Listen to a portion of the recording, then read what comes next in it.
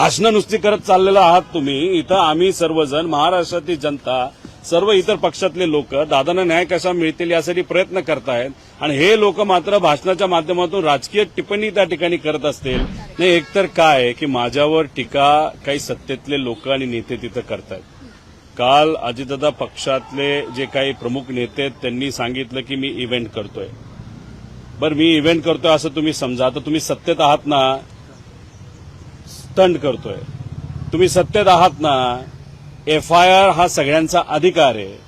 मी विरोधात आहे म्हणून तुम्ही माझा FIR घेऊन देत नाही तर घेतला जात नाही. तुम्ही सत्तेत आहात ना, तुम्हाला काय माझ्याबद्दल वाटायचं वाटू द्या.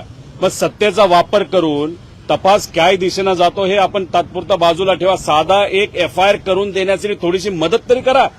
भाषणं नुसती करत चाललेला आहात तुम्ही. इथं आम्ही सर्वजण, महाराष्ट्रातील जनता, सर्व इतर पक्षातले लोक दादांना न्याय कसा मिळतील यासाठी प्रयत्न करतायत आणि हे लोक मात्र भाषणाच्या माध्यमातून राजकीय टिप्पणी त्या ठिकाणी करत असतील. आणि दुर्दैव असं त्या भाषणामध्ये एक तर महाशय असे बोलले की म्हणजे नवीन पर्व त्या ठिकाणी सुरू झाले. अजित पर्व संपणारच नाही, कारण का लोकांच्या मनामध्ये दादांप्रती प्रेम आहे आणि ही घटना घडली त्याबाबतीत शंका आहे. त्यामुळे दादांना न्याय देण्यासाठी त्या नेत्यांना जर प्रयत्न करायचा असेल तर आज ती वेळ आहे. आज FIR घेण्यासाठी कुठेतरी प्रयत्न करा. नाही, FIR का घेतला पाहिजे एक जनतेने सुद्धा समजून घेतलं पाहिजे. FIR मध्ये जे मुद्दे घेतलेले आहेत, ज्यांच्याबद्दलचे आपण FIR करणार आहोत, जेव्हा हा विषय CID कडे असतो नाहीतर CBI कडे जातो. FIR झाला की त्या एजन्सीला त्या विषयामध्ये इन्व्हेस्टिगेशन करावंच लागतं.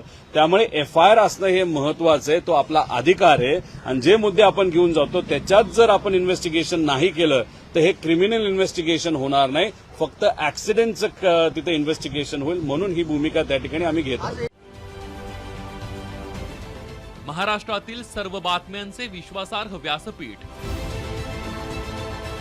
सकाळच्या सर्व सोशल मीडिया प्लॅटफॉर्मला लाईक, फॉलो आणि सबस्क्राईब करा. तसंच सर्व नोटिफिकेशनसाठी बेल आयकॉन प्रेस करायला विसरू नका.